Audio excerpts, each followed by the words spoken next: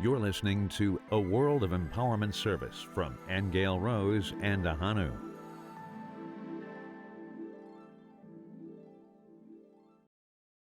Hi, I am Ahonu, and this is my lovely Aingeal Rose. Today we have something very different for you, and it arose because we were invited to attend a meeting in Sedona recently to do with the Verde River. And we honestly didn't know much about it, didn't we, at the time? So it turns out that the Verde River that runs through this area, this whole area, is in danger of drying up. Yeah. And we met a lovely woman called Debra Emmanuelle, who's with us today. And she's going to talk to us all about the Verde River, what's happened to it, what we have to do to reclaim it and reclaim it without it drying up. Yeah. But it's the bigger picture that I'm concerned about too, not just, like, it's not our remit to be activists of one kind or another or to walk down the street with placards and that kind of thing. We're more concerned about the idea that water is somehow being used against us, or it's been destroyed in some way, perhaps even willfully or unknowingly. And that's the core issue that we want to get at.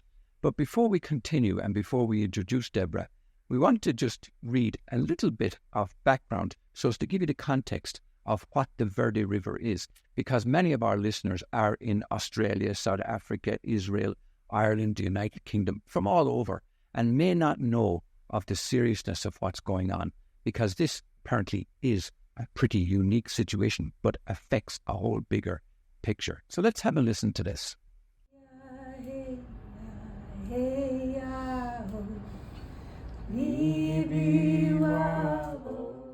The Verde River is a major tributary of the Salt River in the state of Arizona. It's about 170 miles long and carries a mean flow of 600 cubic feet per second, which is sizable enough actually when you consider it. When you consider that we're in the high desert and we're in the desert of Arizona, so there's a fair flow of water comes down this river. And it begins below the dam at Sullivan Lake, which is fed by the Big Chino Wash and Williamson Valley Wash in Yavapai County. The Verde River flows freely for 125 miles through private, state, tribal, and U.S. Forest Service lands. It specifically flows through the Prescott National Forest, the Coconino National Forest, and Tonto National Forest, before encountering the first of two dams that make Horseshoe Lake and Bartlett Lake. The cities of Camp Verde, Clarkdale, and Cottonwood are the main population centres along the river, and we will be talking about those in due course. The Verde River and the Salt River confluence on the Salt River Prima Maricopa Indian community. This Salt River flows into the Gila River west of Phoenix. Now, we have occasion to be in Phoenix quite a lot, and by the time this Verde River reaches Phoenix, it can be pretty negligible, let's say, but certainly in the times of rain and snow melt and so on, it can also be quite forcible. So in 1984, the United States Congress designated 40.5 miles of the Verde River as wild and scenic, especially through the National Wild and Scenic River Program. The scenic portion begins at Beasley Fall Flats and extends downstream about 19 miles to the northern boundary of the Mazatzal Wilderness. The wild portion extends from there to the mouth of Red Creek, about 22 miles further downstream.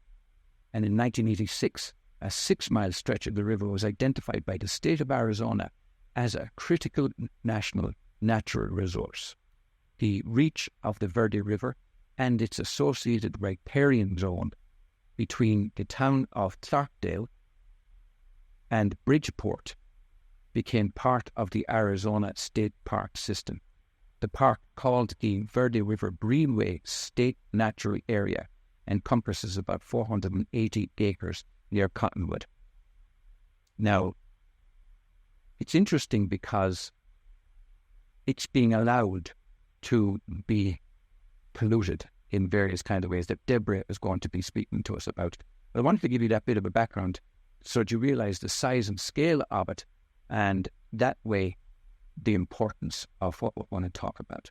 Well, there are plants found along the river, which include the Arizona alder, sycamore, and walnut trees, and a variety of willows, reeds, cattails, box elder, and salt cedar, amongst others. And some of the vertebrates along the river are the North American beaver, the kingfishers, great blue herons, otters, leopard frogs, Sonoran mud turtles, and others. And there's 27 species of fish found in the river, including carp, flathead, catfish, roundtail, chub, gila chub, bass, desert sucker, mosquito fish, red shiner, and the Sonora sucker. Some of these I've never heard of, but nonetheless are important for the future of the river. And a lot of times in the past along the Verde River, fur trappers trapped with considerable success, they say, beaver. And that included Kit Carson, dating back to 1829. Now, there's diaries that were written in 1907 called The Mammals of the Mexican Boundary of the United States, that beaver were present on nearly all systems of the Colorado Basin, but they also are diminishing very fast because that habitat is being destroyed. So there you are. Well, Debra Emmanuelle, you are very welcome. Thank you so much. Yeah, we've a lot to cover today, and we really want to get down into the weeds with this. And excuse the pun, because we are talking about water and how water helps growth and life and all of that. Can you tell us a little bit first about yourself and how you got involved with trying to save the Verde River? Well, I moved to Arizona. That was a big part. I've always loved water. I'm definitely a water person. Every part of my life has been centered around water until I moved to Arizona, where technically there is no ocean, at least. But what I knew when I got here, without even knowing the history, I felt that there was an energy of water here. And then later I learned that 6 times in the history of the earth, this land here in this area has been covered with water. And I have even picked up shells, found shells, little tiny fossil shells on hikes. So that, that definitely proves the truth. Yes, and we've seen the evidence of that ourselves, even in the red rocks. You can see the various watermarks through various areas. Yeah, interesting. So how did you learn about the Verde River, and what's the problem with it? Can you tell our listeners? Sure, yes. Well, back in 2000, from 2010 to 2015, I just had a vision, and I was working on an agricultural project to build greenhouses to grow food that isn't affected by the chemtrails. We could do it with very little. They would be all self-sustaining, energy-producing, and water-producing greenhouses, each one, so that we could grow all the food we needed. And the idea was to train people, local people, how to do that in the greenhouses, how to grow the food, what was needed. It's a bit of a new technology. We would also have been growing food outside. But I was looking for land, and the city of Sedona had 300 acres that they used for the spray field off Route 89A. And I was in communication with them about using that land. And in order to keep the food pure, I had to know that the water was pure. So I started researching what was in the water in the spray field. And I learned that even back then, Sedona was injecting they spent over $1 million on this big well injection machine that injects effluent directly into the aquifers under Sedona. And they were doing it at the tone of 300,000 gallons a day. And they've been doing that every day since then and continue to. Wow, geez. Well, it is, because there's a lot of There's a lot in the water that shouldn't be there. Industrial chemicals, pharmaceutical chemicals, tens of thousands of them, actually. Yeah. And is this local effluent, or are they shipping it in and disposing it for other states? Or It's local, just local effluent. They didn't have a place to put it, so they're using the spray fields, and supposedly it all trickles down into the earth, and the PFAS and PFOS that are in that water don't break down even when they trickle into the earth, so it ends up in the earth. Yeah. And can you tell us, just for my own understanding, perhaps the listeners will be wondering too, what is a spray field? What is that? Well, it's a place where they spray the effluent onto the land with the idea that water will trickle through the earth and filter out and cleanse itself as it moves through the earth back down into the aquifers, where it will end up. And it ends up either in the aquifers as it soaks in, or it would, if it's near a river, it would go into the river eventually. And the aquifers feed the rivers. Aquifers are places underneath the earth where water builds up, and they can hold that water. Sheet. Right. Yeah. Was that project failing for them, and that's why they started injecting? Is that what happened? Well, they just had too much effluent. The rate of growth that is being implemented by local cities, Cottonwood, all of the cities, and Prescott Valley are some of the fastest growing cities in the whole country right now. And there's a lot of focus on building, and all of those, all of the water needs are growing. So and as water needs grow, so does the waste grow. Mm-hmm. And they had more than they knew what to do with. And there are some limitations, not enough, but there are some limitations on what they can do with that effluent, depending on the quality of the effluent, which is treated sewage. Yes, but in my experience, local governments and all that have always treated the effluent in some way, in water treatment plants and so on. So is this a new departure where they're now pumping it back down into the aquifers? Well, the first I knew of it was in 2012, when I really started talking to the city of Sedona. And then I looked at Cottonwood and Camp Verde and Clarkdale, and they were all doing it at the rate of 300,000 gallons a day of effluent going down into the aquifers. So that's a lot of water. And yes, the water is treated.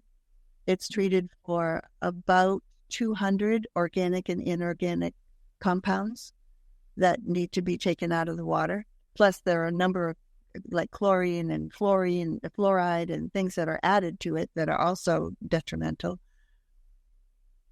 But there are tens of thousands of pharmaceutical and industrial chemicals that are not monitored, not regulated, and not tested. Right. And those are the things that are not taken into consideration in the treatment plant process. So those chemicals just stay in the water and continue to accumulate each time it goes through that system. Right. And has the Verde River been tested any time of late to see what chemicals are actually in the water? I didn't hear. There was recently, there's a slag pile in Cottonwood that just got shut down because it was people were complaining that they were getting sick, and the city for years hasn't done anything. And finally, they brought in some testing. I don't remember if it was the EPA that did. I think it was the EPA that did the testing. I could be wrong about that. But they just recently did testing of air quality and found that it was really toxic. And so they shut down the slag pile. They were supposed to test the water as well. And now that you mention that, I haven't heard. This was recent. It was I think last week that the slag pile was shut down. And I haven't followed up to see how the water test came out of that. But if it's in the air, and the Verde River isn't very far from that pile, so more than likely there was some toxicity there. But there has been testing done on the fish in the Verde River and Oak Creek, and all of the fish have pharmaceuticals and PFAS and PFOS, those forever chemicals that are highly, highly toxic in them. And so does every human. They estimate that over 97% of every human being on the planet has toxic chemicals in them from the water and the air. Right. Now, most people, and certainly I had the impression of Arizona before coming here, that we were high desert, and even speaking about a river, as far as I was concerned, there were no rivers. I mean, I knew the Colorado River came down, but that was the only one that I was ever aware of from a geographical point of view or from my own education. So when you speak about the Verde River, how big or how important is that to the local ecology, and where does it rise and where does it go to? Well, it used to start in Del Rio Springs, just north of Paulden, Arizona. And the Del Rio Springs is primarily fed by the Little Chino aquifer. And because of the extra development that's happening in Prescott and Prescott Valley and Chino in that area, and here as well, the pumping has increased and they've taken more and more water from the Little Chino aquifer. And 6 miles of the Verde River has already dried up. It's gone. And so now the headwaters, where it's coming through, is at a place in Paulden where the Mother Earth Restoration Trust was able to secure that land so that we could create a perpetual conservation area to save the Verde River, because her life is absolutely in danger.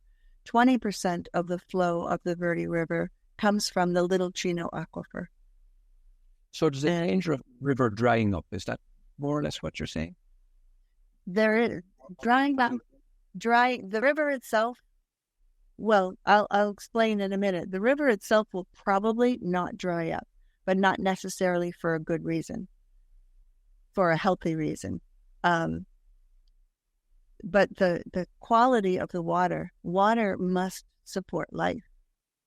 Water has memory. Water remembers her pure state. But when she is constantly being filled up, I mean, on some level, we know who we are, but when we're immersed in negativity, sometimes it can get to us. Mm-hmm. And water is a living being too, and that's what she's experiencing. All the negativity that is literally pouring into her. So for the new headwaters in Paulden, on this tract of land that we were able to secure, 20%, as I said, of that flow of the water coming into that births the Verde River at this point is from Little Chino aquifer. The other 80% is from the Big Chino aquifer, which as of yet, in my understanding, other than local wells, has not been tapped into by industry at this point. It's remained untapped. However, there is a proposal that has been approved and the funding has been allocated for the Big Chino pipeline that will tap into this aquifer that has, I mean, it's a beautiful full aquifer. And so they will connect a pipeline to, at some point in the Big Chino aquifer, and send that water to Prescott Valley, Phoenix, and Tucson. I don't know that people on this side of the mountain will receive any benefit from that pipeline, because I don't believe that that's where the pipe is going. Mm-hmm. And another piece to this is that when water, who is a live being, is disconnected from the earth, i.e. going through pipes for long distances, the longer she is disconnected from Mother Earth, the less life force she has. So by the time the water goes from all the way from Paulden, Arizona, and just beyond Paulden, all the way down to Tucson and Phoenix, it will have no life. She will have no life left to her. Right. But yet that's going to become their drinking water. Right. And now I did ask you about the river itself. So the river, I'm assuming, is now supporting life. Like there's fish in it, right? And there'll be otters and various other species that it supports. So are they also in danger? Absolutely. Like I said, they've already tested some of the wildlife, the fish, and all of the fish are contaminated with these chemicals that we are putting into the environment. Right now, about 78% of all of the riparian land left in Arizona is along the Verde River. So it's absolutely critical, because if we allow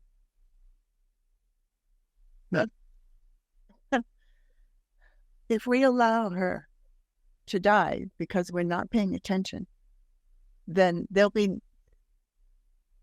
no more water that supports life in this area. And there are many rivers, and you can look at state maps. The Arizona State University and Arizona, and the University of Arizona, there we go, both have done studies on this, and most of the rivers in Arizona are now effluent dependent, and the state calls them effluent dependent because if they weren't supplementing, in those cases, they're pouring the effluent not only in the aquifers, but directly into the river. So all of the water is being replaced by contaminated water. And the San Pedro, the Santa Cruz, down way down south, they would not exist at all if it weren't for that. Parts of the Salt River have dried up. The Colorado River doesn't meet the Sea of Cortez anymore. She can't fulfill her purpose of returning to unity in the ocean any longer because it's already dried up before it reaches there. Yeah, I've seen a little trickle of the Colorado River when I lived in New Mexico, Yeah. There's it looked like a little stream running through there, I can't see what I wrote. Oh, you wanted to ask her about the what can people do, or what indeed is the Mother Earth Restoration Trust that you're involved in and you have been involved in since 2017? What can people do, and what is the trust doing? Well, the trust has secured the land. We own the deed to it, and we still owe $406,000 to pay off the private loans that we received in order to be able to pay the bank off, so that we were through with the bank. But we still owe $406,000 on the land, which is a big deal. We're not a great big huge conglomerate, so that's so we are looking, because of the seriousness of the situation, until we can secure that land fully and pay off that $406,000, we really can't start doing the work on the land that needs to be done. So, the fencing is huge. In order to heal the land from all the erosion from the cattle that are allowed to be, Arizona's a no-fence state, and the ranges are the way of life. And so any private landowner who doesn't want cattle on their property has the responsibility of fencing it themselves. And this is 43 acres. And it, that would be an expensive proposition. So looking for donations for the Mother Earth Restoration Trust.world. We have a page that is for the Verde Initiative, and we guarantee that if you support the Verde Initiative, all the money that you offer will go for that initiative. It doesn't, And what do you plan on doing with the land once you get it secured? Once it's paid off and we're able to be there, there's some healing that needs to happen with the land first, and what we will do at whatever time that is, and it's already been happening. We've already been in a process with working with the land to support her healing. But whatever happens on that land must be consulted with her, done in partnership with Mother Earth, not to her, not doing what we think is the right thing without asking her. And so there is, in a deep meditative place, we all have the ability to speak with her. Let me ask you that if you've secured the headland area and you're talking about restoring that, but what if downriver the corporations and the cities keep pumping effluent? What effect is it going to have? It will continue to get more contaminated, and we're very well aware of that. And we are holding local conversations about the water so that people can become aware of this situation that I've just described and want to get more involved. As one voice, back in 2012, even having a 2-hour meeting with a sewage treatment plant manager to explain to him why it was not a good idea to put effluent into the aquifers, which is actually the womb of the mother. So it's like, can you imagine, as a woman to be injected daily with chemicals is not a good prospect. So anyways, we talked for 2 hours. And at the end, he just kind of rolled his eyes and said, sorry, this is what we do.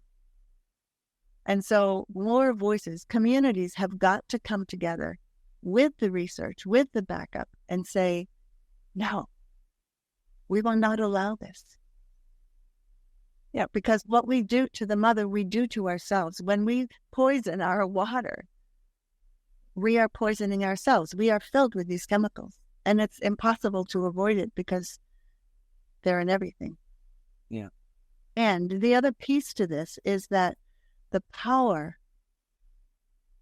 of compassion and love is a critical piece to this. We have come to believe that we are separate from nature and that we can do to basically humanity believes that we can do to nature whatever we need to survive, to have what we need as human beings. But that was not the original agreement. The original agreement before humanity was when humanity was a twinkle in the universe's eye, was that Mother Earth would supply everything that we need. And in return, in reciprocity and complementarity, working with her in partnership, we would take care of her. We would take care of her sources and nurture and nourish her in the same way that she nurtures and nourishes us. And she has continued to do that. Now, this would be a good point to have a listen to a meeting that we attended of the Mother Earth Restoration Trust, in which you, Debra, were speaking as well. And they're only very short clips, but let's have a listen and see what you guys are doing on the ground. And that's a very important thing in raising the awareness in the local community. Are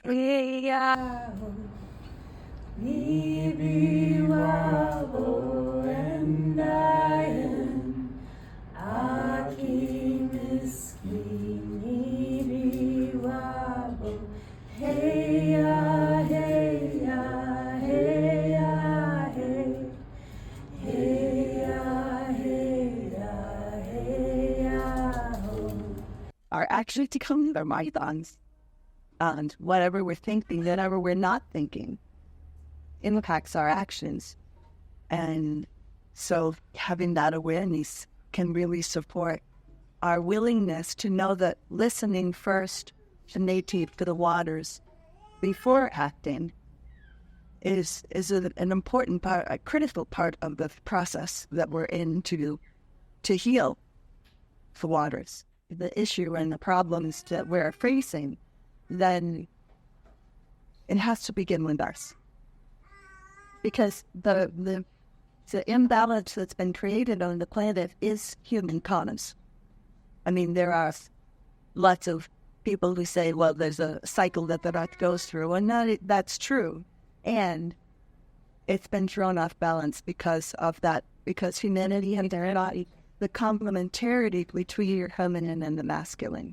We are meant to be supporting each other fully and completely. And that balance between the masculine and the feminine allows for balance in nature. And it can be all corrected when we understand that and start living in the lucid dream, envisioning what we want and what the earth demands for healing and what is needed for healing, and then making every choice based on that lucid dream that we live. So talk to us about any new technology that's come down the pipe that actually helps clean water. That's important. So one project that we're also looking to fund, it's because the city is not testing for all of these industrial and pharmaceutical chemicals that we know are in the water. And there are no regulations, no monitoring, they just are there. Then the only way that makes sense is to test, for us to pay for it, for the community to come together, pay for that testing, to find out what is exactly in our water, what are we drinking in this closed loop system where chemicals keep adding, being added to. And so we have gotten an agreement with one of the local treatment plants to give us like 1,000-gallon tank container to put the effluent in, test it, and then use plant remediation. Take a specific recipe of plant medium, mycelia, different plants that actually absorb the things in the earth that don't belong there, and microorganisms. Use this recipe, this mixture, in this tank to see how long it takes and what actually it takes out. So there'll be before and after testing. And once we know exactly what's in the water, then we can go for, okay, how did this chemical get in here? What is the source of this chemical in the water? And then we can start educating the public about what's really going on and what the source of that is. What stage is that at right now, Debra? It's still in the planning stages, and we are getting closer to launching. I didn't use GoFundMe, fundraiser, fund with a RAZOR is the platform that it just showed up, and so that's what we're using. And so that will be out, hoping by spring. This is already March. Maybe by the end of April, we'll be ready to launch that and begin the process. So that's a kind of technology that isn't really technology. It's nature herself healing the wounding that's happening. There are also other technologies. One of them that I find very promising is a company out of the Netherlands that Edward had mentioned, but I had already done some research on that. Edward was in our meeting, and he's in contact with them, which is a big plus because I've written to them a couple of times and haven't heard back. So Analemma has done research for 12 years to find a way to purify water. And initially, they were able to purify it, but what they realized is that it didn't hold that frequency of the pure water. When it was put in contact with 5G, with 4G cell phones, with computers, it reverted back to its prior contaminated state. So they went back to the drawing board and they continued to do their research, and they found a way to make that happen. So now they've found a way to put the water into a state where it's irreversible. It won't go back to its prior contaminated state. And so the goal is we are in conversation with them to see how we might use that technology at the headwaters, because when that high frequency water comes in contact with other water, all of it changes. And if we insert that water at the headwaters, as the river flows through the entire 198 and 95 miles of the Verde River, as it reaches the other rivers, it will all purify. Wow, that's a very nice prospect. It's very promising. Yeah. You also talked to me yesterday about some little device that you have in your home that you were going to... Yes, I forgot to grab it, but I can, if you want to just, I'll do it again. I'm sure I know that you're curious about it. Okay, I will be right back.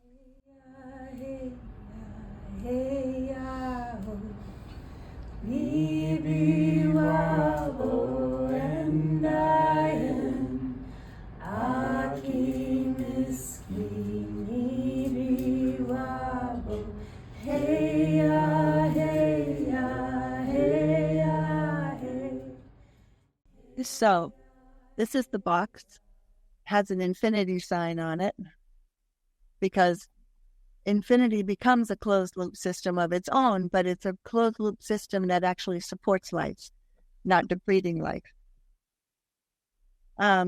This comes with it. It's a beautiful piece of art with Analemma, and that's spelled Analemma.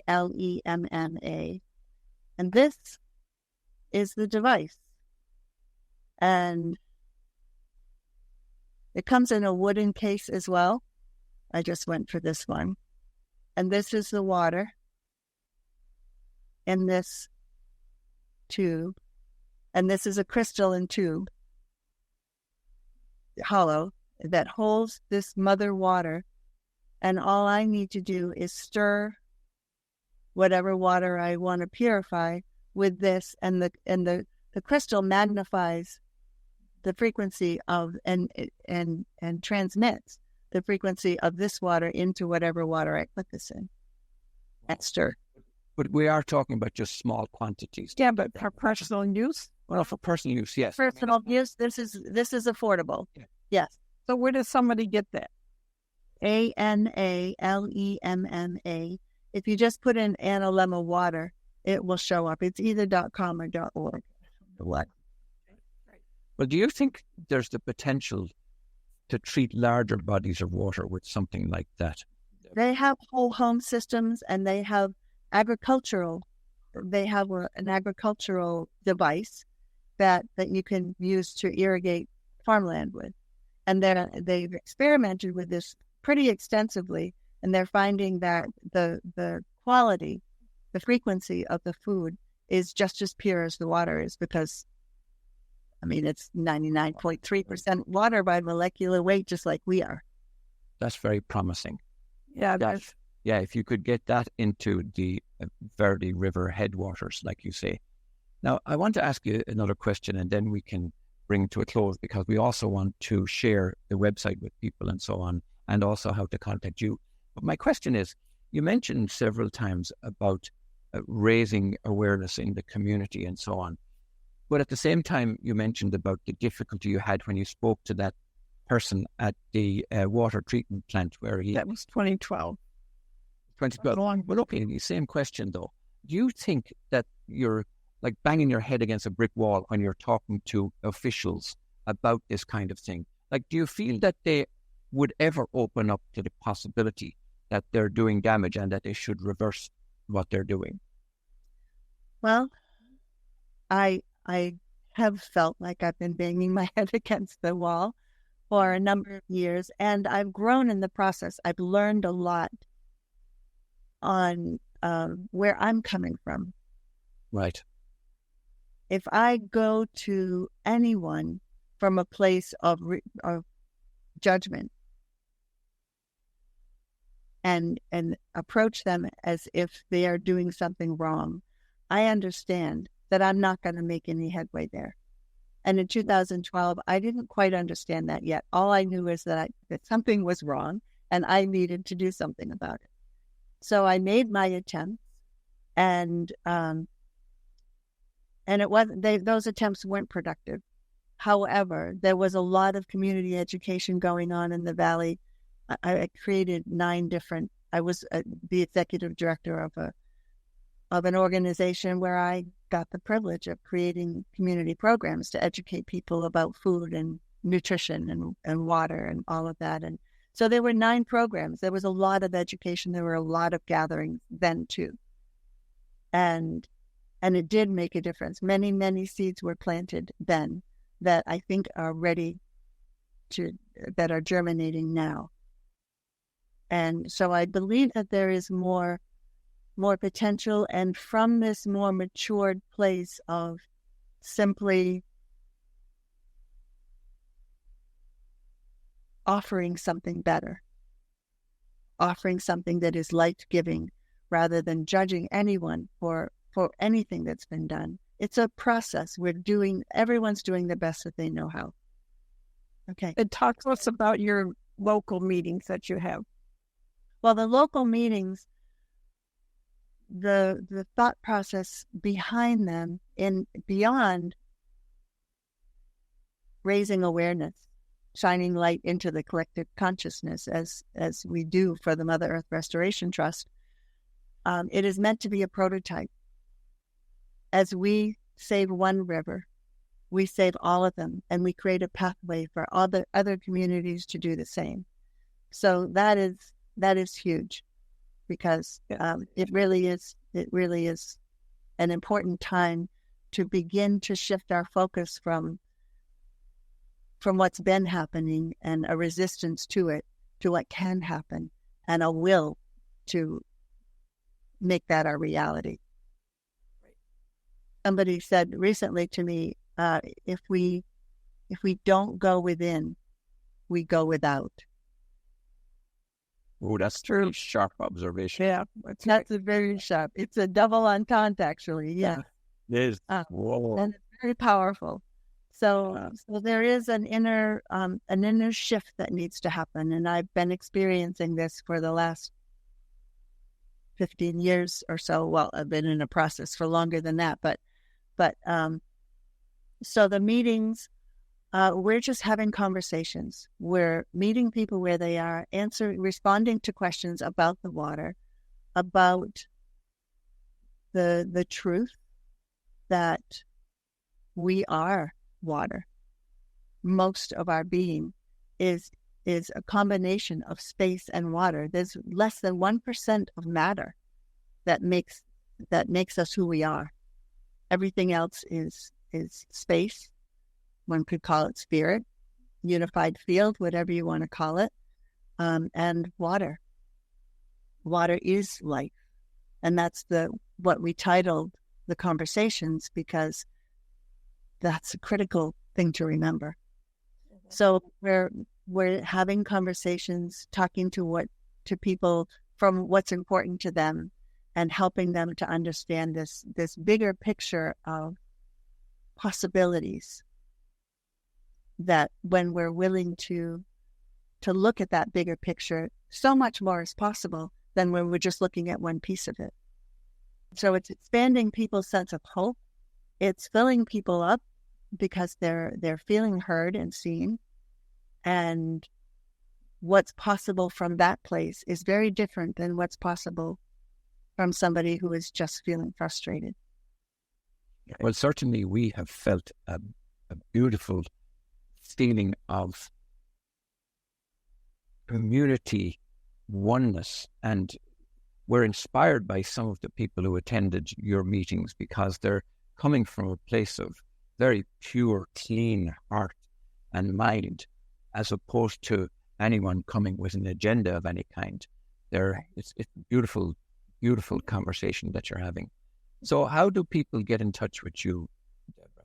Well, we talked about the Mother Earth Restoration Trust.world. That's the website, and inquire at the Mother Earth Restoration Trust.world would be the best way to get in touch with us. You can go directly. You can make donations for anyone who sees this and just feels called to say, I want to help.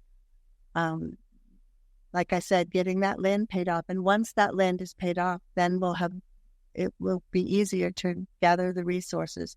And when I was talking about healing the erosion and the wounding that's happening on the land beyond the cattle that's on it and doing some of that damage, gravity's doing some of the damage as well, as far as the erosion goes. But we're working on a curriculum for our nature school.